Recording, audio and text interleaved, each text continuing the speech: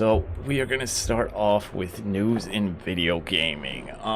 So to begin with, I want to talk about something that's been popping up on Twitter recently, probably all over social media, because it's kind of important if you're a gamer and you've been growing up with video games. You have kids that are getting into video games. You want to show them what you growed up with. Nearly 9 out of 10 classic video games are out of print.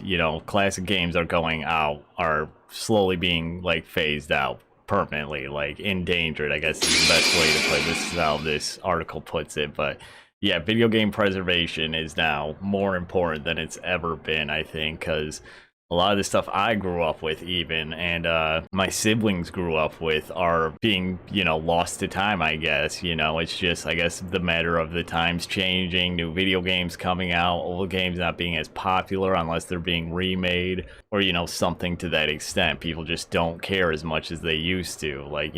A lot of us remember when Pokemon first came out, how big of a deal this was, but, it's almost impossible to find the original cartridges anymore unless it's the remakes. Luckily they remade those, but the originals are dying out, and it's just something that we should be more aware of and try to fix and help keep. I know there's certain societies out there that are trying to preserve video games and old video games, but look at it more deeply. Like this chart right here shows the percentage of games lost essentially in these years, and what shocked me the most was 90 to 94, which was pretty much the relaunch of the video game market. Like before this, here is where the video game market kind of died. I think this was the collapse right in between these two. 84 to 89 was kind of the collapse of the video game market the first time. But then after that, we've had a huge resurgence of gaming since then. But you get to 2005 to 2009, really not that long ago,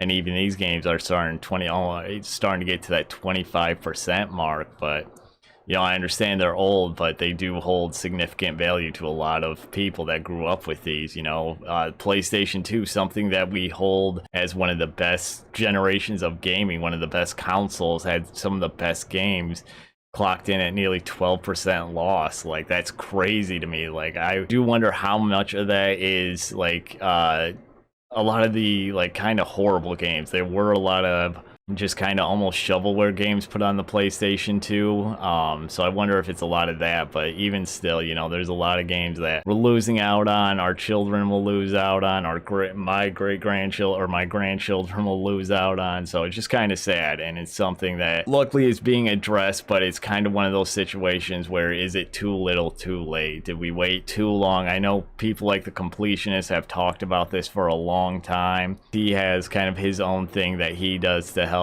and he works with other organizations to help out with this type of stuff. But yeah, if you know of any of these, please put them in the comments, link them in the comments. I'll try to look some up too and put them in the description to, if you can, try and help out, try to keep, our history of gaming alive, because it goes into why does this matter, and it's real simple. For people like me and a lot of streamers, gaming is everything to us. This is our life. This is what we want to make, or what is our livelihoods. So it is kind of a big deal to us. This is what made us. This is what we are. It's that kind of argument of industry isn't going anywhere anytime soon. So why not, like movies and TV? Why not fight to preserve it for future generations, so that we can constantly remember where we came from, where we started, and always as we continue to go where we go in the future, and as video games get more advanced. So yeah, just something really important I wanted to spend a good amount of time talking about. But moving on from that, another thing we need to protect, I feel, is physical video gaming. I'm a collector of physical video games. I keep all my physical video games. I've been like that my whole life. I love keeping my games. I like having physical games. I understand the convenience of digital gaming and being able to buy digital, get greater sales or better sales on games via digital gaming. But for me, I think I just love holding a video game case and the art and I miss gaming manuals, but even disc art on the disc, all that stuff has always just intrigued me so much, and that's why I've gotten so deep into gaming throughout my life. It's just sad to see that Tesco, I'm pretty, a big UK brand, supermarket, it's kind of like America's Costco, which is why it's got the co at the end, but they're going to stop stocking physical video games very soon. All 2,800 of their stores across the UK, and they do cite, that digital gaming just does better. They even quote Diablo 4, Final Fantasy 16, Street Fighter 6, and F1 23, some of the top games of the past few months. They sold less than 18% of physical copies, and Diablo and Street Fighter, I own a physical copy of. Here's fucking Street Fighter, and I got Diablo right over here as well. So, if you can get physical games, it's just something that, you're gonna want one day. It's always nice to have them to show off. Like, I love looking at my huge stack of Xbox One games, and then in my closet, I have a huge stack of 360 games, and, I'm gonna have them forever. I have my 360, I have old consoles, it's just something that if you're into that type of stuff, it's satisfying to collect. I don't know, it's hard to explain, but if you know, you know. And to more kind of weird news, more change-up happenings in the gaming industry. Xbox Live this September will stop having gold. So this is a little weird, but instead of gold, there's going to be a new Game Pass tier, and it sounds like we're actually going to be saving money if you have Game Pass and gold like I do. Now, my big question here is, I have a prepaid card for a year, so does that transfer, does the rest of my year, because that will expire on Christmas or around Christmas, does that expire at the same time, so does that, like transfer over, essentially, does that transfer over into gold, this new gold tier that they're putting out?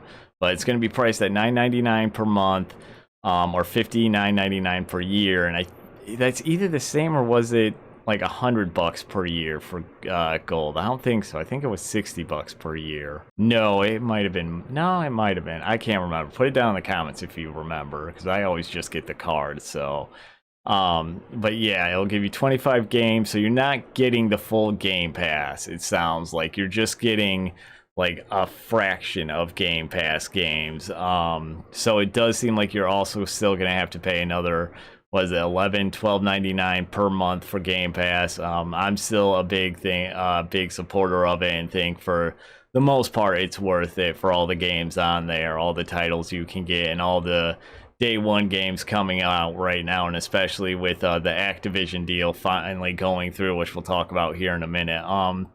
It's just gonna get even worth it more, if that makes any sense. But here's a list of games that will come out initially with this new tier. You're gonna get Among Us, which, if you're into that game, I feel like it's kind of run its course, but that'll be on there. Descenders, never played. Dishonored 2, good game, kind of weird they're not going to give you one with it, at least, or maybe even the kind of DLC bloated into a full game. God, I can't remember what it was called, but the sub-story Dishonored with it. Doom Eternal, so something new, something really good, if you're into FPSs. Fable Anniversary, I guess if you never got to play that, that's going to be on there. Fallout 4 and 76, obviously with the Bethesda acquisition and being part of Microsoft, a few Fallout games on there. Forza, Gears, Grounded, Halo 5 Guardian. So you got some pretty good variety. Driving, one of the better third-person shooters and online third-person shooters. Great co-op game with your friends, crafting, whatnot. And then, Halo. The Microsoft game that was the, go-to game for Xbox, but didn't get mentioned at all throughout all their showcasing. So, that'll be there along with Halo Wars 2. Wow, so, I haven't completely forgot about Halo Wars 2. Hellblade Senua's Sacrifice, that's a little surprising, but good call. You can get ready for the new game coming out next year. Human Fall Flat, never really played it. Kind of a party game, if I'm correct. Inside, oh yeah, good indie game, good horror indie game. Ori and the Will of the Wisps, obviously a kind of indie Xbox Microsoft classic. Psychonauts 2, good game. State of Decay 2, and Elder Scrolls Online. So really not bad now that I'm reading this out loud to myself. This really is not a bad lineup for you know, what was it, $9.99 per month, $10 per month. You know, that's a pretty good list of games with a lot of variety and playtime. I mean, Elder Scrolls Online, you get that with your Game Pass. Maybe you spend a little bit more on it and get everything for it, and you have, you know, hundreds of hours of gameplay right there. And then you throw in everything else here, like, you know, some of you might like Halo 5 Guardians multiplayer. Some people still really like that, so, you know, not bad, kind of a good deal. But here's the whole list. So the core gets you online console multiplayer, like would be with Gold. Catalog of over 25 high quality games on console. Not gonna lie, pretty good. Member deals and discounts, so Gold has that as well. For $10.99 a month console, hundreds of high quality games on console. So is this like the standard, yeah, just like the standard Game Pass, like what is out right now, up to, unless you're watching this after the September changeover. New games on day one. Yep, member deals and discount. Yeah, so this will now be like standard Game Pass, like I was saying. So $20 a month to have online and Game Pass, or $11 a month gets you online and Game Pass. A little confusing. Hundreds of high quality games on PC. And this is Game Pass Ultimate right here. EA Play members deals, play on PC. Ultimate, hundreds of high quality games, console, PC, cloud, new games on day one, member deals, online. So yeah, they're adding another tier, and then they're kind of separating things more, it seems like, because these used to be like kind of one thing right here. Used to be just, I guess, Game Pass and a Game Pass Ultimate, but it seems like now there's these two separated, where PC is if you just have a PC. No, actually I think this was here before. My bad. I kind of got rid of Ultimate a while ago because I never played anything on my PC because I still need a better graphics card and whatnot. Got a new processor though, so we're getting there. But yeah, it's just a whole bunch of changes coming. So the kind of shitty thing, now I'm thinking about it, you're gonna have to kind of pay attention to your bank account depending on what you have, because it sounds like we could either have multiple charges or it could just be one charge and we could be saving money. So yeah, kind of keep an eye out. When is it? September? In September, yeah, I thought I had an exact date up there. September 14th. So keep an eye out on around September 14th to October on your bank account if you have Ultimate and Gold. But yep, that's weird. So anyways, like I was saying, the Microsoft deal has officially gone through. Now this was kind of a wild ending at first, because it was approved and then it was rejected again, and then the judge said, no, we're not going to do this anymore. Essentially, it's over, it's done. But due to that, we are now at the point where Microsoft is extending, or is asking for an extension of the deadline because of how long this has taken. It seems like they wouldn't have enough time to fully sign a deal, and they just want to have kind of reinsurance that Activision won't take another deal from someone else in the final days to hours of this deal being finalized. But it's finally over, it seems like. Microsoft has acquired Activision, so Game Pass will finally get all that stuff. I think I've talked about this before. I did hear rumors that it might not be till 2025 that we see Call of Duty on Game Pass. I don't know why that would be. I know the Bethesda deal and then all the Bethesda games did not take nearly that long. I think it was like 6 months later when we started seeing Fallout and Skyrim on, no, it was TSO on Game Pass. But it's happening. 93.2 billion, was it? I can't remember. It's been so long. What, 69 billion deal, $69 billion deal. So it's finally over. Hopefully, we'll see. But yeah, as of right now, it is happening. It will happen. Microsoft is joining Activision is joining Microsoft. So thank God we can finally stop talking about this. But One more thing, well, I guess I probably spoke too soon. One more thing to talk about involving it is that Microsoft has said that they are still going to keep Call of Duty. That is this, right? Yeah, they are going to keep Call of Duty on PlayStation. They have no intentions of, harming it on the PlayStation at all, which they said a long time ago. I'm pretty sure it was Phil Spencer said that, it'd be dumb for them to take it off the PlayStation because they would lose a lot of money on it. And they've even said they're putting it on the Switch, which isn't going to work, but I mean, at least they're saying that, I guess. Where was the quote in here?